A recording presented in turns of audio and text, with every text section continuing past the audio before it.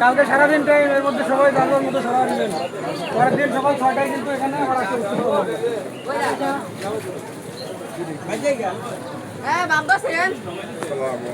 তো 4 দিন আগে উচ্ছেদ অভিযানের জন্য নোটিশ করেছিলাম। তো আমরা 3 দিনের একটা প্রোগ্রাম ছিল আমাদের, 3 দিন ব্যাপী উচ্ছেদ অভিযানের। এর মধ্যে আজকে প্রথম দিন শেষ হইল। সারাদিনে আমরা উচ্ছেদ অভিযান করেছি, ইনশাল্লাহ জনগণ সহায়তা করেছে, কোনো জায়গায় আমাদের কোনো সমস্যা হয় নাই। আজকে আমাদের 5টা বেজে গেছে অফিস টাইম, আমরা আজকে এখানকার মধ্যে এই জায়গায় উচ্ছেদ আপাতত স্থগিত করছি এবং আগামী পরশুদিন সকালবেলা আবার আমরা এখান থেকে শুরু করব, কারণ আগামীকাল আমাদের মহামায়া আর বলাখাল বাজারে প্রোগ্রাম দেওয়া আছে। যথারীতি প্রোগ্রামের অংশ হিসেবে আমরা ওইদিকে আবার উচ্ছেদ শুরু করব। আর এর মধ্যে এইদিকে যারা লোকজন আছে তারা বলেছেন আমাদের কাছে কালকের দিনটা, এটা আমরা মঞ্জুর করেছি।